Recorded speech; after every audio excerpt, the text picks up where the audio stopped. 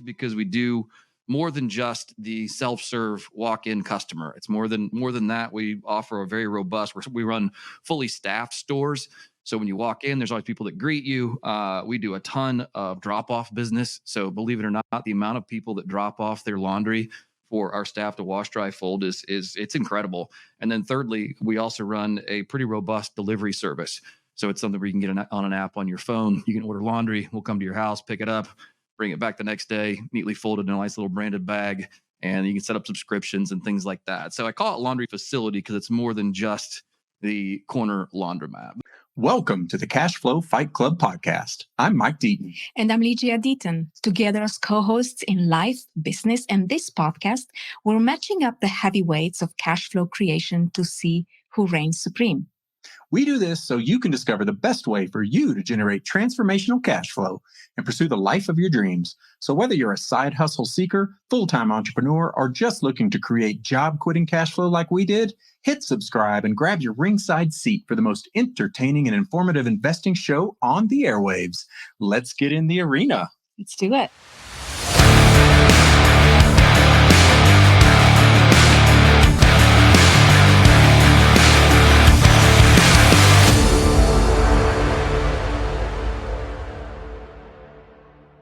What a great matchup of alternative investments that we have in store for today. Two investments with the aim of making your world a cleaner place: car washes and laundry facilities. I have to say I was super impressed with these investment opportunities, and we'll certainly be looking to diversify our holdings into one or both of these. Sure thing. In this episode, we touch on why both of these asset classes are primed for high returns, the minimum investment you can make, and the projected returns, along with the other benefits such as taxes. How the core business models can be expanded with add-on services and partnerships. And we finish up with each contestant taking their best shots at one another before we crown a clear and squeaky clean champ. Let's get to it. Our first guest comes to us out of Memphis, Tennessee, where he lives with his wife and 3 children. He's a licensed realtor with a bachelor's from the University of Memphis. He's been a successful and active investor for more than a decade and across the spectrum of asset classes, from rentals to RVs, storage, and more. He also hosts one of the top worldwide weekly podcasts, How to Scale Commercial Real Estate, with over 800 episodes and weekly downloads of over 40,000. He's now looking to clean up by focusing solely on laundry facilities for both his own and his investors' dollars. Please welcome to the podcast, Sam, Mr. Clean Wilson. And our second guest is fighting out of Madison, Wisconsin, where he lives with his partner and new baby girl. He's making his second appearance to the podcast today, this time in a matchup, representing the power of car wash investments. He's currently the CEO of Wolfe Strategic Partners and has an impressive background working in information technology, large-scale transformations, and executive coaching. He's also an investor across so many different asset classes, ranging from real estate, startups, and private equity. A relentless pursuer of maximizing both human potential and investment returns, please welcome to the Fight Club arena, Rob, the Chamois Assassin Wolfe. Let's have a clean fight today, gents. All right. Welcome, Sam and Rob, to the Cash Flow Fight Club arena. Looking forward to a great matchup today. That's awesome. Thank you for having us. You bet. Yeah, this is going to be fun. So a couple of things, like I mentioned, that I don't think Lygia or I are super familiar with in terms of an investment. I think we're familiar with both of them in terms of what they are a little bit. But before we dive in, why don't we get a bit of background from you guys? What brought you to where you are today, and get the audience familiar with you. Rob, let's start off with you, man. Sure. Rob Wolfe, Madison, Wisconsin. I've spent my career in tech consulting and tech sales, focused in solving big business problems for the Fortune 500, leveraging technology. And when you're in tech, obviously you make some money and you amass some wealth. And I kind of looked around and said, wow, I've kind of figured everything out from an investing strategy in your typical investments. I'd love to start looking into some alternatives. And that really took me down the path of everything, multifamily real estate and all kinds of other arbitrage things. And And eventually it landed me into car washes. And we worked with a partnership to get some car washes done in San Diego. And now we're building some car washes under the Cowabunga franchise in the greater Milwaukee area. That's Cowabunga, awesome. dude. Love it. You spent some time in San Diego as well, if I remember correctly, right? You lived there for a bit? Yeah, I spent 12 years in San Diego, so know it well. Nice. Good stuff. All right, Sam, what about you, man? Hey, glad to be here again. Thanks so much for having me on the show today. For me, yeah. So I grew up really entrepreneurial family. Just grew up working hard. We didn't come from a lot of wealth, but we did come from a lot of hard work. So grew up in that. We owned a flooring company up until I was the age of 30. I sold that. I didn't know what to do next. Got involved in real estate, and that was 10 or 11 years ago. I've done every, I think, possible iteration of real estate since then. Everything from single family homes to fix and flip, lease options, creative financing, then got involved in commercial real estate. And I kind of have an itchy brain, so I'm always curious about what other assets and how other asset classes function. So we bought a bunch of stuff inside of commercial real estate. And to this day, it brings us, even today, we've got a bunch of things inside of our portfolio. And now we're strategically and solely focused on laundromat investing. So it's something I've done for the last 5 years and owned personally. And now we are really taking that to scale. Nice. That's great. Yeah, I love it. Both of you guys have a diverse professional background, but also investing background. So a lot of knowledge about different asset classes and returns, risk, all that kind of stuff. So this will be good.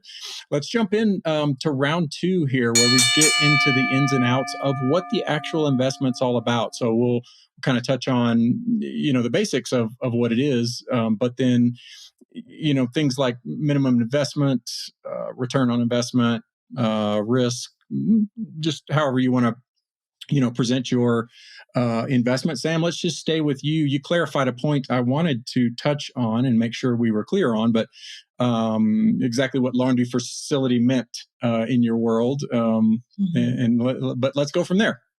Yeah, absolutely. So for us, obviously, there's all kinds of different laundry facilities. It could be, and for us, it's the retail facing laundromat. It's what, everybody calls a laundromat. I call them laundry facilities because we do more than just the self-serve walk-in customer. It's more than that. We offer a very robust, we run fully staffed stores. So when you walk in, there's always people that greet you. We do a ton of drop-off business. So believe it or not, the amount of people that drop off their laundry for our staff to wash, dry, fold is it's incredible. And then thirdly, we also run a pretty robust delivery service. So it's something where you can get on an app on your phone. You can order laundry. We'll come to your house, pick it up, bring it back the next day, neatly folded in a nice little branded bag. And you can set up subscriptions and things like that. So I call it laundry facility because it's more than just the corner laundromat. But it is a retail facing store, not to be confused with dry cleaning. We don't do any dry cleaning. I think that's a business that is dying. The laundromat business or laundry facility business is actually growing the worse the economy gets. So that's just a clarification on what that is. And also not to be a giant commercial laundry facility. Like we're not doing, 1,000-pound machines, doing hotel laundry, stuff like that. Again, it's more the retail facing laundry that we're working with. Interesting. Cool. All right. Thanks for the clarification there. What about so you're doing these syndication style, I assume, where you're pulling in individual investors to buy a property or properties, or? Yeah, so we've launched a fund. The problem with laundry facilities is that they're going to be anywhere from, say, $500,000 to $1.5 million on a per store basis to buy, renovate, and completely outfit. You can't really single asset syndicate one of those size of stores. It's just too small. Your cost of putting the syndication together doesn't make sense. Then your returns, you're isolated to a single store on a return profile side of things. So we launched a fund, and that fund's going to buy 20 to 25 stores. The other thing you run into is that, let's say we did single asset syndications all within the city of Memphis, Tennessee. Well, if we have 20 stores that are all individually owned by 20 different ownership groups, they're all in competition with each other. That doesn't make any sense. And so it's from an economies of scale, but also from a strategic business standpoint, it made all the sense in the world to say, okay, we're going to put all of these into a fund. Then we get economies of scale, obviously, with staff, with being able to move, team members around stores in a particular city if we need to. We get economies of scale on the marketing side of things, on the cost of goods side of things. There's just a lot of ways we can scale inside of a fund. So yeah, it is a fund, and we have our profile for those types of stores picked out that we really know what we're looking for that go into that fund. So that's kind of how that functions. So it's not a single asset syndication. It is a fund. Yeah, it makes a lot of sense from how you described it, for sure. Is there a minimum amount of dollars that people can invest in your fund? Or? Yeah, it's for accredited investors, and it's $50,000, and it's a $10 million in equity funds. We're raising $10 million into that fund. We're leveraging it at 50%. Here's the crazy thing is that the laundry business, just the margins are outsized really compared to a lot of other asset classes. And that's one of the things that really drew me to the laundry business. It's both recession resistant, it's inflation resistant. We can reprice our stores overnight, or actually 3 times a day if we want to, much like a gas station. So they're recession and inflation resistant. And yeah, it's $50,000, but that $10 million equity will buy us roughly $20 to $25 million in stores at, again, I guess 20 million in stores if we're 50% levered, which is about what we underwrote. And even at 50% leverage, we still get double-digit cash on cash returns annually to our investors. So there's a lot of margin there inside of this business. So anyway, that's the long answer to your question, and kind of the amount of money we're raising and the investment that it takes to get in. And how is this business model? Is it a hold and sell after a while, or do you want to hold it for a long time? It's kind of the idea is a roll up. We've seen it, and Rob's seeing it in the car wash business right now, where we're seeing large institutional players, private equity groups coming in and buying entire groups of car washes. That's happening right now in the car wash business. We've seen it, and it's continuing to happen. I've seen our car wash operators here also start rolling up oil change facilities. We haven't seen it yet in the laundromat space. There are, yes, a couple larger institutional players. Tide is now buying and putting in their own laundromats, which it tells you something. Yeah. We're watching some of the largest manufacturers and distributors in the country now start putting in their own corporate-owned stores, which is, it's like, oh, great, now you're in competition with us. I'm not sure how this works. Actually, I don't buy equipment from them for that very reason. So it's interesting to see that kind of iterate or process or evolution, rather, I should say. We haven't seen that in the laundry space. So to answer the question the long way is that we have an 8-year proposed hold inside of the fund. The reason for that is there's about 12 reasons. I won't go into that particularly, but in 8 years, we will have been able to aggregate enough stores that I think we can attract some either private equity, institutional capital, something of that sort to come in and buy out the entire portfolio. Because again, we're building stores that are, all branded the same, look the same, all the way down to light switches, floor colors. I mean, you name it, same machinery, same payment systems. We're trying to McDonald's the laundry space. So yes, the proposed hold is an 8-year hold inside of the fund. Okay. And you mentioned cash on cash return. What double digits? What's the? I know it probably depends fund to fund and that, but kind of what are the projections on average there? Yeah, that's a great question. So again, all my answers are too long. I'm sorry, Mike. No worries, man. We can edit you down to a word or two. Right. Yeah, I hear you, man. So the projected returns, I always kind of preface this. The national average laundromat return, single store return, is 25 to 35% cash on cash, which is really high. Now, and I can say that that's true because I have experience that kind of supports those numbers outside of the fund, and that's kind of what attracted me to present this to my investors. I'm like, hey, this is really great. Of course, that's just me as a single owner. I don't have anybody else to share those revenues with. So that said, we did 2 things inside of the fund that I think really kind of mute what our projected returns are. And that is, 1, we underwrote no refinances. So I don't know if any of you guys can tell me where interest rates will be in 3 years. If you can, I'm going to give you my phone number and you can call me and tell me. So we felt like it was months. A little, yeah, right. So I felt like it was slightly speculative to say, okay, hey, in 4 years, we're going to be able to, get these stores established and then do a cash out refi, and it'll be great. Yeah, maybe that felt speculative. The second thing is that because we've not ever seen any private equity or institutional capital come into this space, nobody's really done what we're trying to do. So I don't have any empirical evidence to go back and really substantiate the claim that says, oh, hey, when we grow a portfolio of 100 stores, then have an exit, this is what it looks like. So what I can do is I can say, worst case scenario, guys, in 8 years, we're going to collect the cash flow, which is great, all the way, through that 8-year period. And then in 8 years, we're going to sell it for exactly what we put into it. It's not selling the news, right? It's like, oh, I even had an investor look at the return profiles, like, why do I just get my money back in year 8? I was like, because it's not been done before. Like, I can't just point, say, hey, we've seen, 10,000 multifamily exits in the last 4 years, or, back when multifamily was doing well, and we could say, hey, this is about where it will be.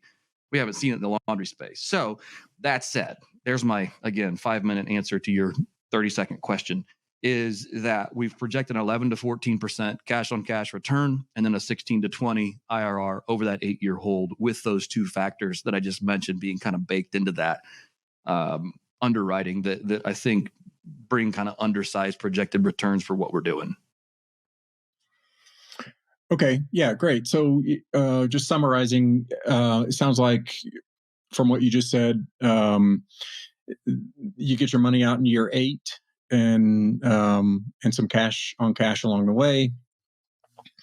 And there is a super conservative view of how that is going to play out, kind of a worst case scenario. So some room for upside depending on how things play out, if there's a market for franchises or big buyers or whatever. Yeah.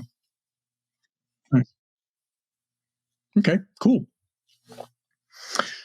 Mr. Wolfe, let's flip over to the car wash. So give us your spiel for the car wash in the syndication world. Excited to share it with you.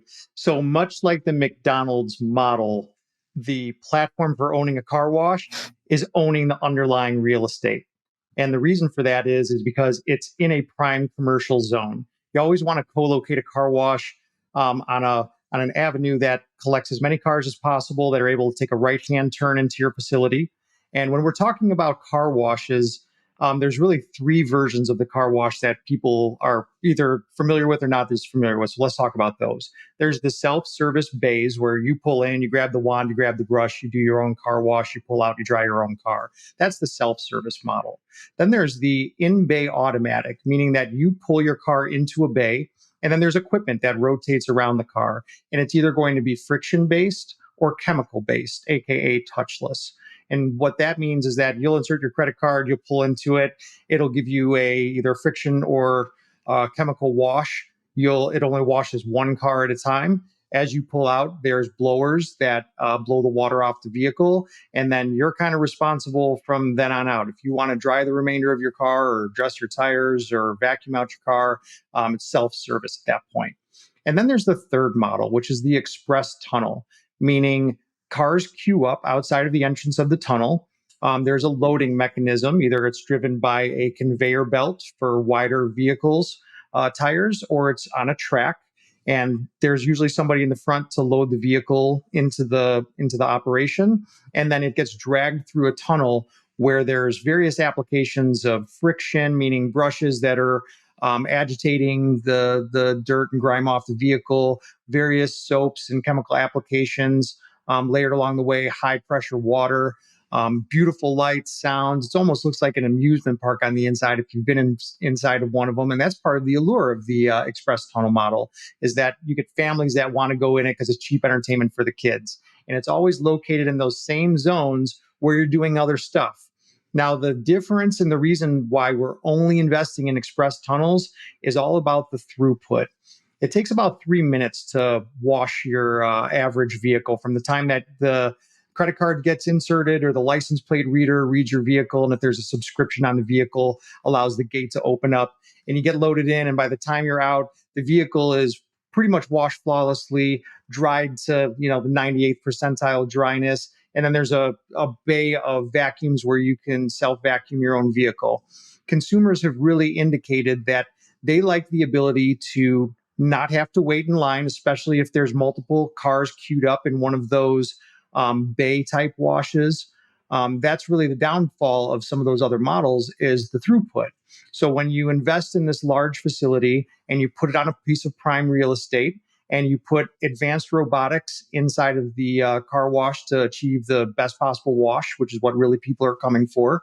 You provide a great quality vacuum experience where people can vacuum at their own leisure and the vacuums are free.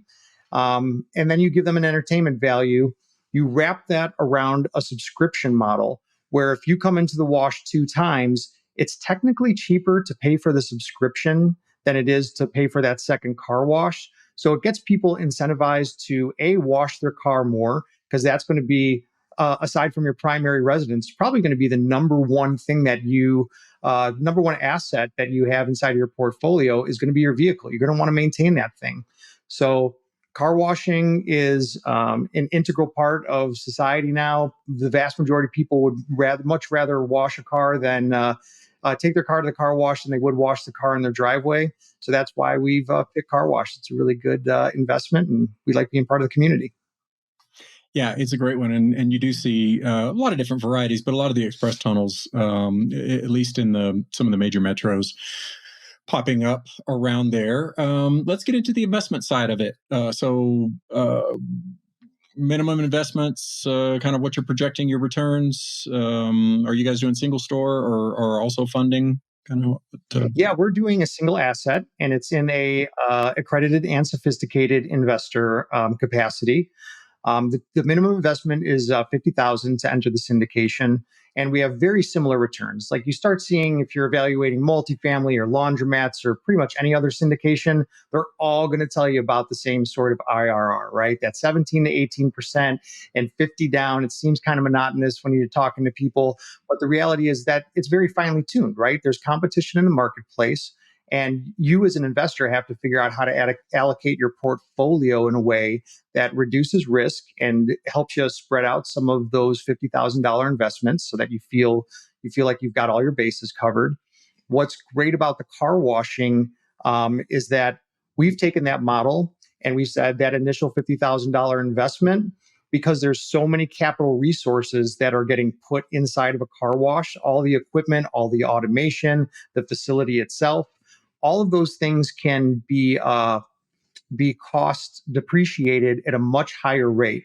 So for example, if you put in that $50,000, you can expect to get north of $40,000 as a negative K1 return on your taxes. And if you're trying to offset other income, especially passive income from other investments, it's a great way to do that. And multifamily does those things in a similar fashion, but car washes are great because it's so front loaded, and because of the current tax code and situations, we're able to give you really great negative returns out of the gate, which is what a lot of people are looking for. The second component that's really important about car washes is that we want you to stay in the investment long term. You enter into a multifamily investment, and usually they'll say the same thing, right? 3 to 5 years before we've got everything built out, stabilized, refreshed, the asset is performing. They come in, they do a revaluation. The bank says, okay, we'll allow you to do a cash out refinance at this higher valuation. And even if the rates are up a little bit, if you've underwritten conservatively and you feel like you've gotten things in the zone, you're able to return some investor cash at that point. And we projected to have 2.25x of return at that initial cash out refi event. So you put in 50K, you're going to get 2.25x out at that date. The way the splits work is that it's an 80-20. So in the beginning, as we're stabilizing everything, the margins are very high in the car wash business, north of 50% and many times north of 60% margins. So we're able to really indicate upfront that we're going to produce a cash flowing asset that's going to perform at a certain level. We've done some really rigorous due diligence. And much like the laundromats, we can always change our rates very easily. It's not like rent where you're locked into something and you have to restabilize over a longer term and have tenants falling out of leases and a lot of that organizational compliance that you have to worry about. This is the next customer in the gate could pay more every time they swipe their card, and that's just part of the game. So at the end of the day, we want the car wash to return that money in the 80% that goes back to the investor pool, keeps getting pulled up until we do that refinance event, and then you're out at 2.25. Then it flips. And then the investors stay in the asset long term for 20% of that profit ad infinitum. So our idea is to hold and operate these things as long as possible, knowing that we're going to continue to produce assets, we're going to continue to produce more car washes, and we want people to take that money and invest it in future assets as they become available. There will be a time when somebody comes knocking on your door, especially in that VC world or that private equity world. And when you have those car washes and you have a couple different car washes fired up, they'll want to make you an offer on that system. And it's up to the management at that time to ascertain, like, hey, is this good for the investment group? Is this good for everybody? Should we continue washing? So they get to have not only the front loaded investment and get it out just like you would any other sort of syndicated investment, you get that long tail play as well. Nice. And I'm not sure I caught it or if you said it, but when is the time estimated split on that? When do you get the 225 and flip over into the 20%? Is there a set time? 3 to 5 years is the estimate. Okay. So yeah. Okay. In line with like a cash out refi. Okay. It's probably not necessarily like a very important question, but where do you focus on buying those car washes? In your backyard, or you focus on certain states? Yeah, my business partner and I are both based in Wisconsin, southern Wisconsin, and inside of the Milwaukee market is where we are focusing at this time. Okay. All right. Excellent. Well, so I think that's a good transition into round 3, where we can dive a little deeper into some of the ins and outs and talk about things like just that. So I'm curious, Rob, let's stay with you in terms of markets that you go in. I would assume maybe not all markets, but many markets have some regulations or environment, and you guys are building these from the ground up. Am I correct? That is correct. Yeah. We have a ground up build strategy. Yeah. And so, I would imagine there's some kind of regulations in terms of, I don't know, water runoff or waste or use of certain chemicals or not, things like that. Yeah. So there's water reclamation that is built into the subsystems inside of a car wash. Mm-hmm. So there is no runoff. Everything is being recycled. Everything is EcoStar friendly. There's really a strong emphasis on being eco-compatible because, frankly, that's what the market wants, right? They want to make sure that they're not using a service that is causing the detriment of society. They want to be able to use something that they feel comfortable with. The biggest thing is going to be city codes. So many times you'll try to operate inside of a city that already has a car wash or perhaps 2 car washes, or perhaps it's a bedroom community where they have decided as part of their rules and regulations that they don't want a car wash inside of their city ordinances. So I think you just have to be cognizant of the fact that there are certain locations that are primed for developing. They have pads set aside. They have it as part of their city plan that they want to include a car wash. And you really have to be cognizant of the fact that you're working with the city very tightly, especially on ingress, egress, perhaps putting a stoplight in front of something if you have a net new pad that's being added to the end of a commercial zone. There's a lot of things to take into consideration on where you put your car wash, and working with the right city is definitely high on the list. So we've worked with a partner called Washscape many times. They do professional due diligence and site selection. So we go through our own due diligence process, find sites, reach out to sellers of commercial real estate. And at the same time, we would have a second blind due diligence happen where we're having another team go do that same thing. So where they overlap, we automatically know that we've got a really good site. Nice.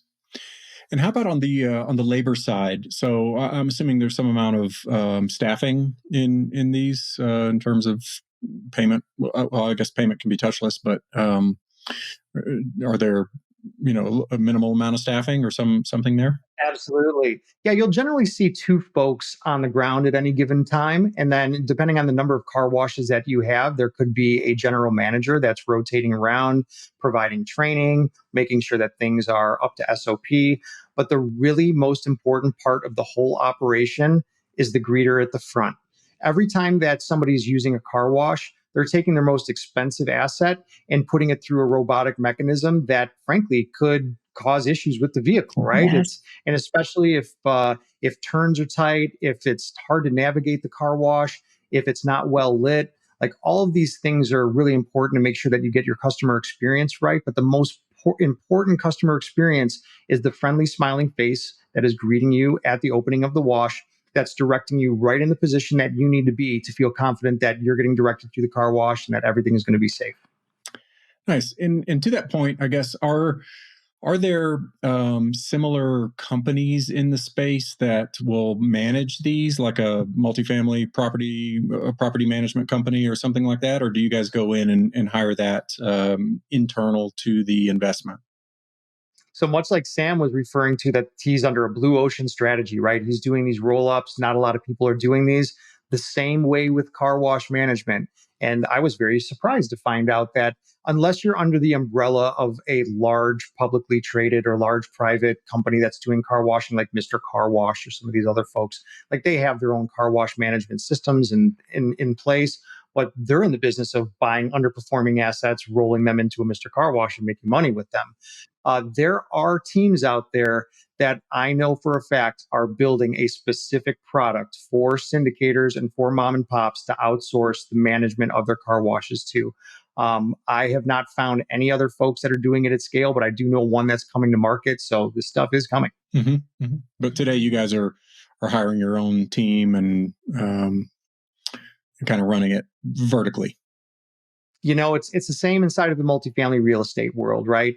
You have to try on a lot of hats before you find the one that works for you. And even when the one that works for you, sometimes it gets a little faded over time. Mm-hmm. And a lot of folks will get somebody in to do some property management and things are going great in the beginning, but then over time they tail off. Picking a property manager is very difficult. The same for a facilities manager is very difficult. It's always best to build an in-house team where you can set the standard. And then from that, you can always flip that or spin it off into an organization that does that sort of management. But we like to keep things in-house. Okay, cool. Awesome. And Sam, let's kind of shift over to you. So you guys are, it sounds, exclusively buying existing facilities and sprucing them up and kind of putting your own touch on it and getting it to your standards. Any regulations or anything like that you guys have to go through, or just kind of? I mean, other than normal building codes, whatever those are locally, complying with those, and they can vary from place to place. But outside of that, no, there's not any, again, because we're not handling chemicals that, we're not in the dry cleaning business. Yeah. Which that is fraught with lots of chemicals and regulations, and it's that industry luckily is getting better, but we don't touch any of that. So we really have no exposure on that front at all. So yeah, it's great. Yeah. How about, you mentioned earlier that really kind of piqued my interest. I'd like to hear from both you guys, but Sam, it sounds like there's a lot of opportunities that you guys are taking advantage of in terms of add-ons, delivery, folding, all kind of thing there. I don't know if you have in house vending machines, or people can buy detergents or whatever, dryer sheets or things like that. Yeah, absolutely. And I would go back a little bit and just say what the customer experience is currently. Like when you look at, or people think about a laundromat, they think of a place where you can catch a disease or get stabbed. Yes. I mean, I'm serious. Like the lights are hanging, and this is the reason we bought one, because I walked into it and I had to wash a comforter, and the lights are hanging down. The place is dirty. Half the equipment doesn't work. There's out of order on everything. There's some grouchy attendant, if there is an attendant, working in the corner. And it's just like, this is a terrible experience. So kind of like what Rob is mentioning, you asked about add-ons. Yeah, there's all kinds of add-ons. Obviously, inside of presenting a brand new product to market, which is obviously new equipment, new payment systems. Only one of the 3 stores that we just bought this year had a phone line. I mean, it's 2023. Like, you don't have a phone line at a retail cut. What in the world is going on? So obviously the room for experiential improvement for the customer is just the sky's the limit on that side of things. So yes, we are doing add-ons, but it's in the sense of, like you said, where it's pick up and delivery. It is, having attended stores where people can wash or have our attendants wash, dry, fold. Yes, of course, we put in vending machines that sell soap, that sell things like that. You do add-ons with the equipment where you can add on extra washes and things like that. Hey, it's a quarter for an extra wash, which I don't know why people pay a quarter for another 4 minutes of wash time, but they do, and they do it a lot, which I don't quite get. But whatever, we're going to offer it because they keep paying for it, and believe it or not, those quarters add up. Some of the things that we're doing are slightly counterintuitive in the sense, and I use the word quarter, we're getting rid of quarters. Like, it's not 1965. Why are we putting quarters in machines still? This is dumb. So one of the things that we do, we obviously our base customer, the self-serve customer, is still a cash-heavy customer. So we're still taking cash, but then those all go to loyalty cards. So when you come in, you put cash in a machine, but then you get a loyalty card. And now that loyalty card, we give them bonuses for adding $20. You might get 22 to spend on the loyalty card. But we create obviously float with those cards as well, because those cards get lost. But then we also create customer retention, kind of like Rob's program there with the the subscription model. This is our kind of version of subscription model for the self-serve customer on the in the laundromat thing. So yeah, so those are some of the things that we do that really drive revenue in a meaningful way. And on top of that, obviously now all of our machines take credit card. You can pay with Apple Pay. You can pay, like I said, pay by phone. You can. One of the things that we're rolling out at our next store, which opens Monday, is EBT. We can now take EBT digitally at our store, which is great. I mean, because there's a lot of customers that come in, and I'm not a fan of government handout programs. I'm really not. But you know what? If they're going to spend it somewhere, they might as well spend it with me.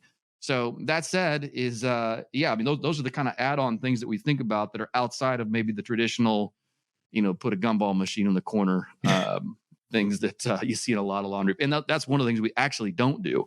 Like, we don't have all those stupid games and the stuff that beeps and dings and the claw machines and the coin. Like, no, man, get rid of that stuff. People hate that stuff.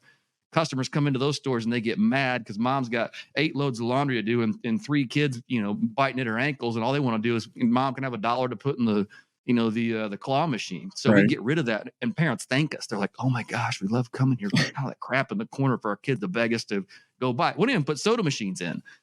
I know the revenue generators, you would think, but in a lot of respects, the revenue is generated because people come back because they don't have to deal with those distractions with their kids.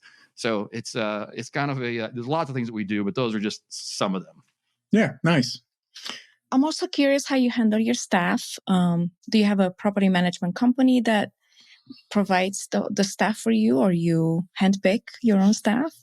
I wish there were such a thing as a property management company that could own or could operate our laundromats, but there's not. No, it's all in-house. So for us, we've got regional managers that oversee multiple stores, and they handle all of the staffing and making sure that employees are on. And of course, we have our own in-house HR and things like that as well. But no, this is all managed internally. Awesome. Flipping to, let's talk a little bit about the lending model. So is it similar? I'm familiar with the multifamily space just in terms of that, but are the terms similar in terms of some amount of interest only float and then a shift in the terms, or how does that work? Maybe Sam, we'll stay with you since you're on the mic. Yeah. So you're asking what the question is. What are the financing options inside of laundry facilities? Well, you're like, when you buy or when your fund goes to buy things, are you buying totally cash within your fund, or are you using some amount of leverage from? Oh, absolutely using leverage. On the real estate side of things, that's just traditional real estate. We go to our local banks and you can get up to 80% loan to cost on whatever the appraised value of that real estate. Yeah, that's what I was just curious if it's similar to like a multifamily lending terms. Okay. Right. So that's the real estate side of things. But then obviously you have the business component as well. So we're buying an existing business and we're going to pay cash for that side of it. Now, there are options out there and we haven't explored them yet because we've had enough cash on hand and we produce such great returns in cash that it's not as compelling. We don't have to go out and necessarily get financing on it to make the deal work. Mm-hmm. So that said, is that currently we're buying the business in cash and then financing the real estate side of things. And then inside of that, to get even more granular, is on which our largest expense is obviously in the new equipment side of things. I'm sure, again, for Rob, the one of their largest expenses is probably, outfitting the tunnel and all the equipment, the robotics, and all the pieces that go inside of it. Like, that's an enormous expense. And the same thing holds true for us. I mean, we can put in any given laundromat $500,000 to $700,000 in washers and dryers in a store. And so that said, we can actually go back to our manufacturers on that, and we'll get 100% financing through the manufacturer on that equipment, which is good for the manufacturer because then they get to, charge us probably an inflated rate for that equipment. And then they also get to handle the financing side of it and collect interest on that as well. So it's good for them, but it's also great for us because, we can get that 100% finance. There's a blended rate between all three of those, between what we're buying in cash, what we're paying on the real estate, and then also, the equipment financing that we're getting. But those are really the three main ways that we're getting financing and how that works right now. Got it. And so you mentioned the real estate side of things. Are you buying outright the facilities, the building and the land, or is it a commercial lease? Both is the answer. When it makes sense, I want the real estate. When it doesn't make sense, I don't want the real estate. I'll give you a case here. We've got a store. We've got a gross lease at $3,200 a month on a 4,000 square foot store here in Memphis, which is just absurdly cheap, right? I have no risk exposure to roofs or to roof, to air conditioning, to exterior problems. That's all on the landlord. $3,200 a month. That's $38,400 a year for those of you who are doing the math. That building can cost me $1.1 million just to buy the building. Yeah. Like, what's my interest? What's my payment going to be on that? $90,000 a year? Well, even if you reduce the principal pay down on that, I'm still losing money. And now I have the complete risk of taking care of everything that breaks. Well, I'm going to take a lease on that deal all day long. Conversely, the next store we bought, I wanted the real estate with it because we bought it for a couple $100,000 under market value. It's like, well, yes, and it was a standalone building and I want the real estate. It was great. It all just made sense. It's like, well, now my P&I or my principal and interest payment per month on that real estate is way less than maybe it would be if I went out and got a lease on it. So yes is the answer to your questions. We'll do both of those. Okay, makes sense. All right. What else? Rob, where do you see risk in your plan? What are kind of the big things to look out for? Touchless or touch in-bay automatics that are popping up around gas stations. So especially we have up here Quick Trip and a couple other KCs.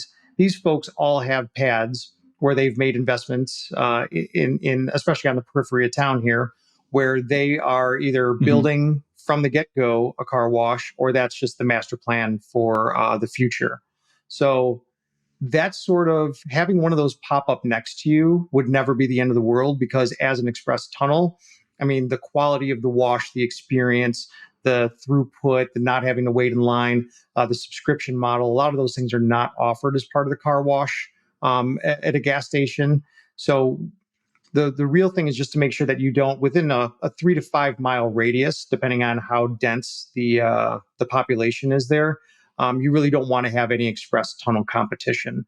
You can have, there's also like full service tunnels that you'll see out there where somebody gets in your car and takes it around. They're a little bit more expensive, harder to operate. You could see some competition for putting an express tunnel in closer to one of those, just because a hypothesis could be that you could take customer share directly from people that don't want to use those types of services, especially if you have more advanced robotics, better cleaning products, quicker throughput, all those sorts of things. So really offsetting it by doing really good due diligence and site selection, and not putting something, off of a frontage or in a place where people can't turn directly in off of the main thoroughfare. Like, you'll see a lot of folks that are out there that are putting in car washes that put them in very precarious places, assuming that by name alone that they're going to get people to come in and see it. Car washing for many folks is an impulse purchase. They're going to be doing something else, like going to Costco or making a trip to the grocery store. They're going to want to pull in and get their car washed at that time because they had 3 to 5 minutes to be able to spend on that. So that's really something that you want to think about during the due diligence process. And you mentioned earlier, what are those add-ons that people are looking at that are non-traditional? Like, we've all seen the express tunnel washes that also have the detail center. And sometimes those are leased out to detail services that are local in town, or perhaps you want to build something on top of that as a business model. One of the interesting things that we've started to see is pet washes. So people love their pets, especially in the Midwest. And I don't know if you've got a dog, but if that dog's out running the yard, it is going to be filthy, especially if you got a big dog. Getting that thing into the bathtub and rinsing it off. If you don't have a dedicated pet wash, or if you live in a multifamily, it's not really realistic to go to the groomer every time to have the full service spa treatment for your pet. A lot of folks just want to be able to use somebody else's facilities, but still have the same treatment. So we're starting to see people co-locating these pet washes on site at the car wash, and that's also in our business plan. What a great idea. Wow. Thank you. Came up with it all myself. Seriously, it's a wonderful idea. I think people really love their pets. Yeah, they really do. Why not co-locate something there so you can optimize the time? Yep. The key is, these affiliated services where you're in the car, you don't want to get out of the car. Maybe you're not even going to vacuum. You just want the exterior clean. It rained. You want to zip it through the car wash. The key is that you want to have other facilities where people don't have to get out of the car, and you want to co-locate them nearby. So whether it's fast food drive-through or a drive-through coffee, Starbucks, and especially making partnership agreements with the local purveyors of to-go coffee is something we see all the time. Having those things where, hey, when they're getting their morning Joe, if they can grab the Joe and put the car through the car wash, they're going to want to do that. Anything that they can do to multitask. Awesome. All right. Well, let's start to land this plane a little bit. How about Sam and his risks? Where do you see risk in your business model, Sam? Yeah, risk, man. That's a great question. I would say, the only way to say this is that we get to serve all of God's children in our laundry facilities.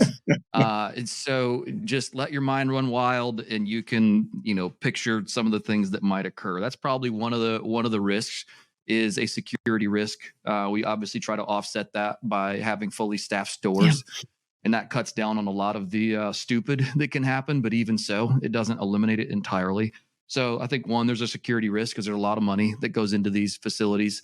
Again, having cash-heavy customers means that we take in a lot of cash. And even though that's all digitally tracked and goes into safes, and we do a decent job, I would say, of making sure that it's going to be really hard for somebody to get out with an entire payment kiosk, but it's not impossible. Mm-hmm. So we see some dumb things happen on that front. So that's risk one. Risk two is, of course, competition. Just as Rob was saying, you can have competition come in. We try to offset that as well by bringing a product to market that no one else is really doing or producing. And I think that's one of the things that has set us apart is the type of product and how the type of product we're bringing to market has really set us apart. So even with that competition risk, we've got, one of our best performing stores has 3 stores within a half a mile of us. Mm-hmm. And it's just kicking butt and taking names. And it's like, okay, well, so we can offset some of that competition risk. So I would say, one, a security risk. That's something that we spend a lot of time thinking about. I know our blessed city here spends a lot of time in the national news. And so, those are things that we openly consider. And again, we're expanding across the state of Tennessee, so it's not isolated just to Memphis. But that is something that really stands out as one of the things that we have to consider quite a bit. Security, and then competition, and then outside of those two, I can't think of anything else.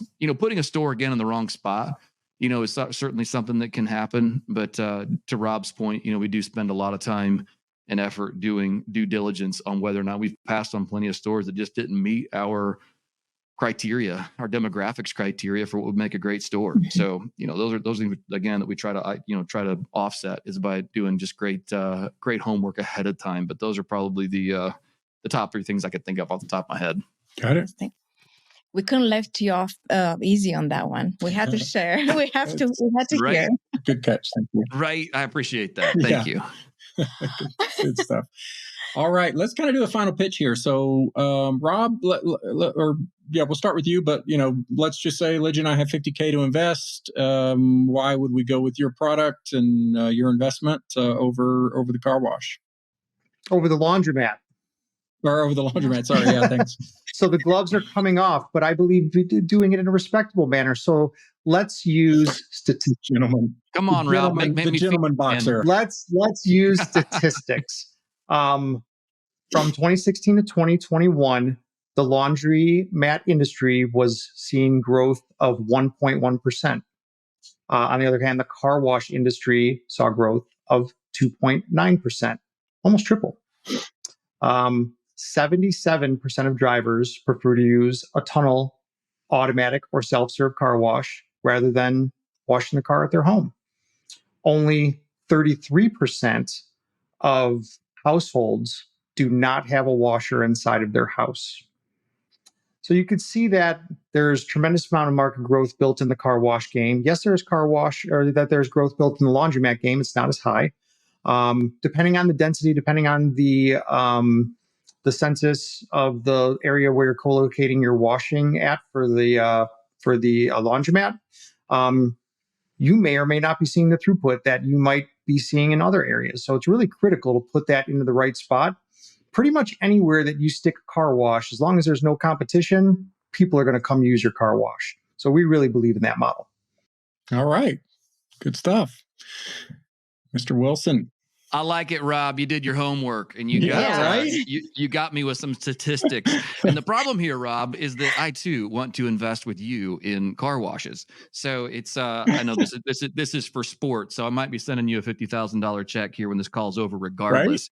But either way, I have to do my best to sell the laundry business side of things.